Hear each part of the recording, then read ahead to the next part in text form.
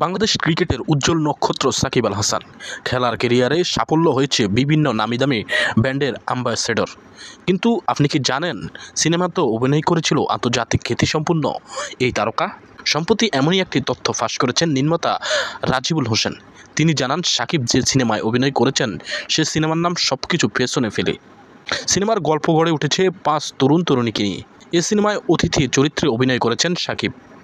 জানা যায় সিনেমাটিতে পরিচালনার পাশাপাশি প্রযোজনার দায়িত্বে ছিলেন রাজিবুল হোসেন।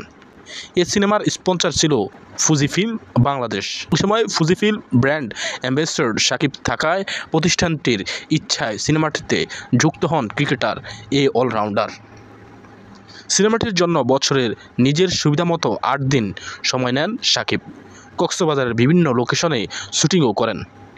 কিন্তু সিনেমায় কাজ করার বিষয়টি ওই সময় জানাজানি হলে শেষ পর্যন্ত অজানা কারণে তা অস্বীকার করেন সাকিব। তখন ফুল ফিল্ম নির্মাতাকে অনুরোধ করেন সাকিবকে ছাড়াই সিনেমাটি নির্মাণ করতে। এ প্রসঙ্গে গণমাধ্যমে নির্মাতা রাজিবুল হোসেন বলেন, পুরনো সেই ঘটনা হঠাৎ সবাইকে আজ জানালাম, কারণ আমার কাছে মনে হয় বিষয়টি সবার জন্য প্রয়োজন। এই সময় সাকিব যা করেছেন তা অনুচিত, তার জন্য আমি সিনেমাটাই বন্ধ করে দেই, তবে আমার 65 লক্ষ টাকা ক্ষতি হয়।